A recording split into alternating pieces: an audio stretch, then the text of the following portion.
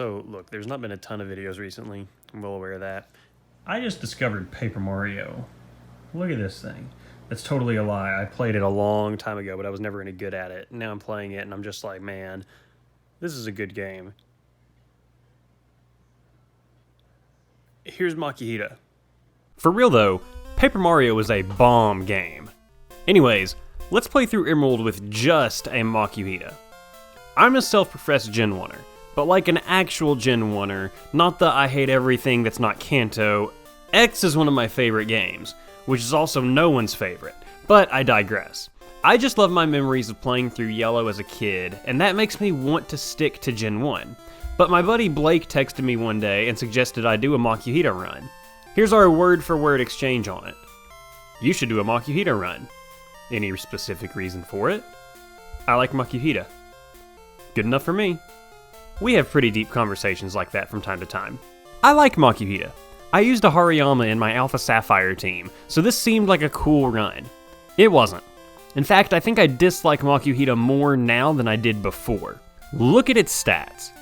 That's bad. HP and attack are the only decent ones. Everything else here isn't just trubbish, it's hot garbador. And a stat total of 237. Here's a few Pokemon that have a higher total than Makuhita. Whismur at 240, Combee at 244, Bidoof at 250. So this got me really excited for this run. And when I checked the moveset, I got even less excited. This isn't as bad as a stat total, but it's not great. Vital Throw is fine, but it always hits second. Even though I won't be outspeeding anything, if there is something I outspeed, I'm giving up that first hit. And there's no other good fighting type moves learned through level up. Brick Break is learned through TM, but I can't get that until I get to Pseudopolis. If this is your first rodeo through Hoenn, that's where the 8th gym is located. Surf isn't that great utility move that it normally is either because of our abysmal special attack. And before anyone mentions it, there are some really decent moves that can be learned through tutoring, but all of the really good ones aren't available until after the Battle Frontier. So those are out of the question. Rules are the same as normal. No evolving, only using Makuhita, no items in battle, blah blah blah blah blah. Haven't done a video like this since October, and that's only because I did it with Christian Pokemon Champion. Wow, I have been out of this for a while. I swapped out Trico with Makuhita because if I can't have the Green Gecko, no one can. And your rival's Pokemon don't affect things nearly as much as they do in Gen 1 and 2. I named Makuhita Toru after the character from Jackie Chan Adventures, which is a ballin' show if you've never seen it. Absolutely one of my all-time favorites. I didn't almost lose the first rival battle, but all I had was tackle, and my defense is just low. Barring some bizarre thing, I was gonna win, but I got the win regardless. I thought Roxanne would be an easy battle, and she wasn't tough, but I had to battle her twice. I had Arm Thrust and Vital Throw, and they totally worked against the Geodudes and Nose Pass, but when you have a type advantage on the first gym and you still struggle a bit, that's not a good sign. Nose Pass made terrible move choices too that allowed me to win if we're being honest. And I didn't think Brawly would be that bad. I was wrong. I was wrong a lot during this run. To start, I couldn't even take down Brawly's Machop, and he had 2 more in reserve, so I had to do something. I leveled up and got Fake Out so I could do some guaranteed damage, and this helped a decent bit in the rest of the run. I could take down Machop most of the time with half health, and Meditite would use Focus Punch a lot, giving me free knockouts, but his own Makuhita had to have boosted stats or something. I embarrassingly tried using Sand Attack, but realized Vital Throw has the Never Missing attribute. So that was out. I went on to Slateport to level up, buy some soda pop on the beach and such. I tried battling May underneath the cycling road. That didn't happen. But I'm going to take us back to Brawly first. Getting those levels helped big time. A lucky crit on Arm Thrust with Fake Out took out Machop. Meditite really tried to Focus Punch but couldn't, so I had almost full health going against Makuhita. I forgot to heal beforehand though. My Vital Throw took him to yellow, and he got a crit that left me with 1 HP. If I didn't take him out the next turn, I was toast. But I did, so we're all good. Now actually on to May. This battle was just rough, and this is known for being a Nuzlocke ending battle right here. It didn't help that she just starts out with Wingull, and that Combuskin knows Peck. I had to hit level 26 before I could take her down. Fake Out took Wingull to yellow, and me over-leveling boosted my defense just enough for me. And then her Combuskin wasted a turn on Focus Energy. I took Peck the next turn and knocked out the Fire Chicken, and Lombre got a sneaky Nature Power on me, but it was just swift. Vital Throw was a one-shot. Oh, hang on. Yo, what's up? No, I'm not doing anything. Hey, remember Wally in Pokemon? What a loser, am I right? Watson wasn't a tough challenge, but it took some leveling up to take him down.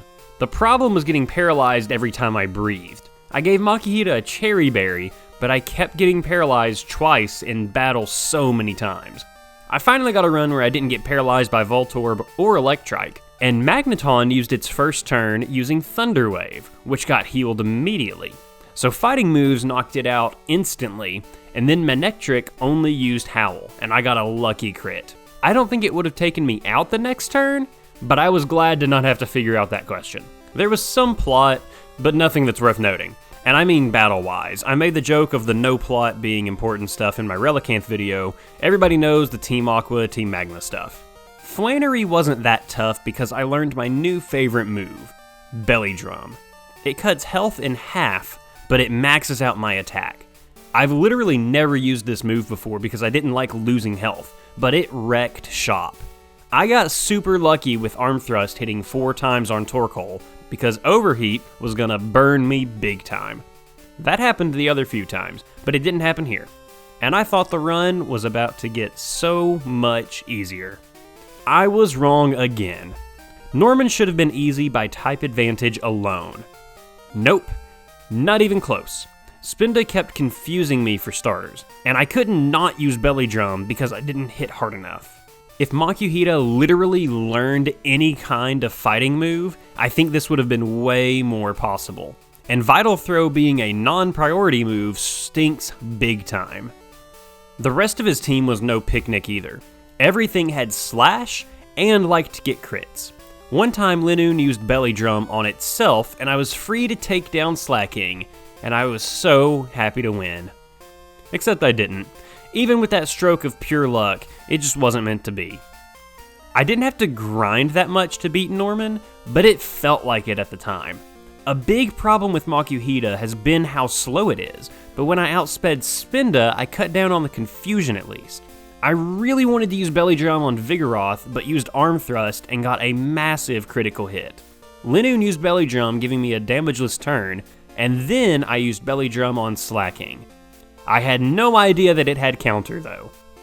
If I had tried to attack it, I probably would have been toast. And while it was loafing around, I got the win. I did not expect Slaking to be faster than me. Even with how slow I am, I was shocked at this big thing being faster. Belly Drum made the battle with May on the super long route before Forestry much easier than the one under Cycling Road. Barely worth mentioning, but here we are. And in one of the gyms I didn't expect to get off easy, Winona, known for being a really tough gym leader, was a one and done. Without Belly Drum, I sure wouldn't have been able to beat her team, to be fair. I was able to outspeed everything, except for Altaria, which did attack first, and it used Dragon Dance. I was going to be dead on turn 2, but turn 2 never happened. I was very happy to get this easy win. Also, LOL at May's battle in Lily Cove. That's all. One battle I didn't expect to take much more than one attempt was Maxie's battle in the Magma Hideout. I couldn't Belly Drum against Mightyena because of a crit it got on me, but even when it took it out, Crobat was ready to demolish me. Its speed and flying type moves wrecked me. I didn't have to power level here, but it took a few attempts. This is where a Citrus Berry became my go-to item, so I wasn't completely crippled after Belly Drumming. Crobat did confuse me, and with my maxed out attack, I definitely should have hit myself, but busted through confusion for 2 turns to beat Maxie. And here's the worst battle of the entire run. I entered the battle in Moss Deep Gym at level 56. I had to level hard to get past this gym. For starters, they won't battle you if you only have one Pokemon. So the standard procedure here is to get a Magikarp so it has as little bearing on the battle as possible. Xatu could one-shot me with Psychic, and it was faster than me. And Claydol's Earthquake was super strong whenever Xatu would attack Magikarp. So I had to go level in the Shoal Cave. But I didn't just level up by battling Pokemon. I went and got some Zigzagoons, all between levels 21 and 30, so I could have the 4% chance of getting a rare candy from the pickup ability. At this point, I had already gotten all the EVs I could possibly get, so using rare candies only made this less miserable. And boy, was it miserable. Level 56 when I entered, I had to hit level 85 to win. 29 more levels. I got tricky with my strategy because using Belly Drum just didn't cut it like I thought it would. I used Strength on Claydol to drop it to half health, and outsped Xatu now so that I could hit first on turn 2 as long as it attacked Magikarp. By not using Belly Drum, I had so much more health, and I didn't love risking it, but now I could take everything out with little to no resistance. I hate that the level jump had to be done, but it was only for defense and HP. But I didn't have to use Belly Drum at least, so if you've been thinking that was cheap, you'll be pleased to know that it didn't have to be done here.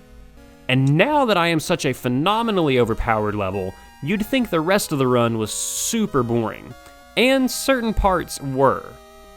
I finally got Brick Break in Pseudopolis, took care of all the plot stuff with Aqua and Magma and Rayquaza, and Pretty Boy Juan just couldn't do anything to stop Makuhita's rampage. I probably could have beaten him without Belly Drum at this high level, and now with Brick Break, but I'd used it just in case.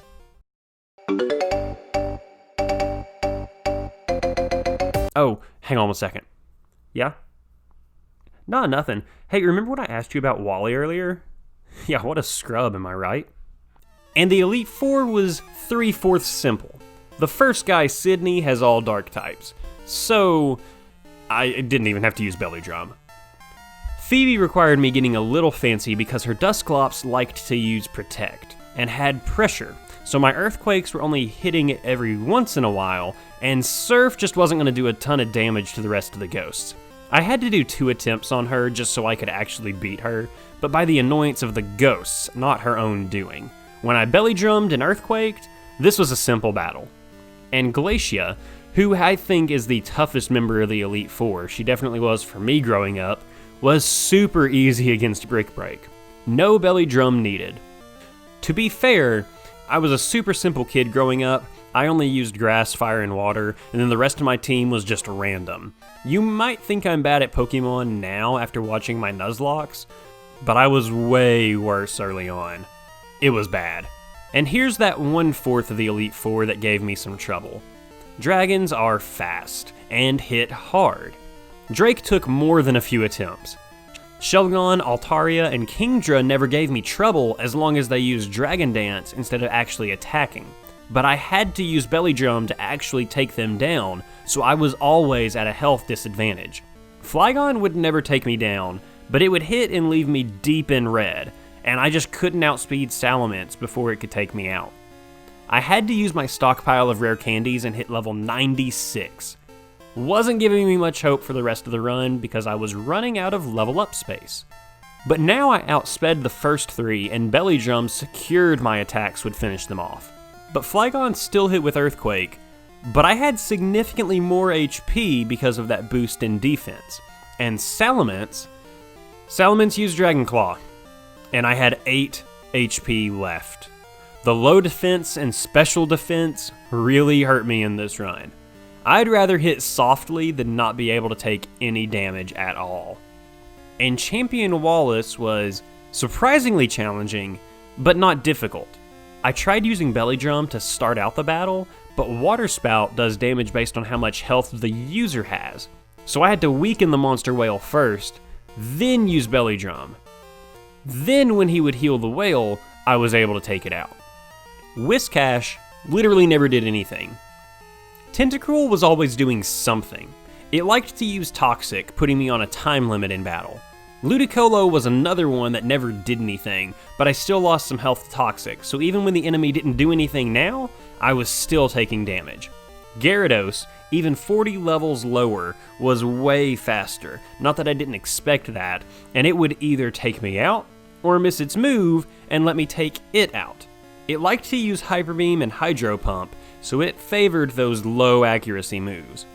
But Milotic always hit first. I thought I had won on my second attempt, but couldn't cut it. If Tentacruel didn't use Toxic, it would use Hydro Pump, and even if it didn't kill me, I took way too much damage from it. I finally got the win when Tentacruel used Hydro Pump and missed, leaving me in green health. Gyarados used Dragon Dance too. I'm guessing it was because it knew how much health I had, so it was trying to boost itself up, but then it let me take the free win. And Milotic still moved first, and Surf took a ton of damage, but it couldn't handle Makuhita, making me the champion of Hoenn. But just like normal, the champion isn't the end. The battle with Steven Stone is the icing on the cake of Emerald playthroughs. I was able to get the leftovers though before this battle. I could have gotten the leftovers before the Elite Four, but that would require one of my Zigzagoons hitting level 80, and then having that 1% chance of getting the leftovers. So I would probably still be leveling up Zigzagoon at this point in time. Skarmory is the biggest roadblock here because of what it does dictates the rest of the battle. Toxic seals my fate. I lose too much health each turn, and the rest of the team is able to take me down. And Aerial Ace is devastating to me for obvious reasons. I couldn't take down Skarmory without using Belly Drum either, so I had to rely on it using Spikes, and then using Toxic.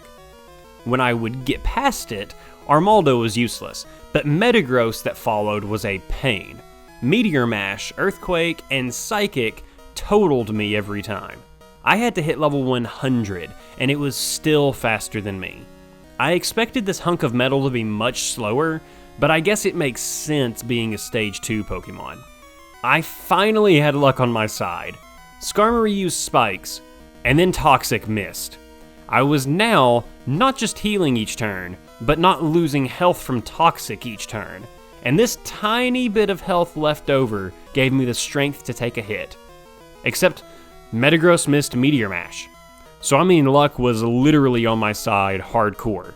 And it's a good thing too, because Claydol was still faster than me and hit with Earthquake. I hit back with Brick Break, leaving it in low red. He started healing, I kept attacking. And on a high roll, I took it down. And those extra turns with leftovers gave me enough health to reach green again by the end of the battle. Aggron and Cradilly couldn't even hit me, giving me the win. You can beat Emerald with just a Makuhita, but you have to be level 100 and have a lot of luck. I'm gonna be real. I don't like doing non-Gen 1 and 2 runs. Of the 3 Stage 1 Pokemon challenges I've done in Gen 3, I had to be level 100 to finish them. Relicanth was level 75, but that's a non-evolving Pokemon. In Gen 1 and 2, you can manipulate the AI a good bit to beat it with anything at ridiculous levels. But regardless, it is possible with Makuhita. I hate Makuhita. Let us never speak of it again. So I hope you enjoyed that video of Makuhita and its really, really bad stats. I beat Paper Mario. This is a really good game. I don't know if you've ever heard of it. Download it, buy it, share it, like it on Facebook. Bye. Hey y'all, I just wanted to talk a bit before the end of this video. 2020 is the year that I was able to hit huge milestones on YouTube. I just want to thank each and every one of you for supporting me and helping me reach this point. I really couldn't hit this without you. I started streaming again too, so make sure you go over to Twitch and find me there. I'll probably put it on screen or info card or wherever. I also made a small second channel called Coach Max Game Corner where I open up Pokemon card packs and I'm having a blast. I'm going to put in the end card a link to me opening a booster box from Sword and Shield base set 1. So yeah, I'm so thankful for each and every one of y'all. You guys have made this, what could be a terrible year, there's something on my phone, into a great year. And so yeah, there we go, let's fix that lighting issue. Let's make 2021 a great one. Until next time, see you later.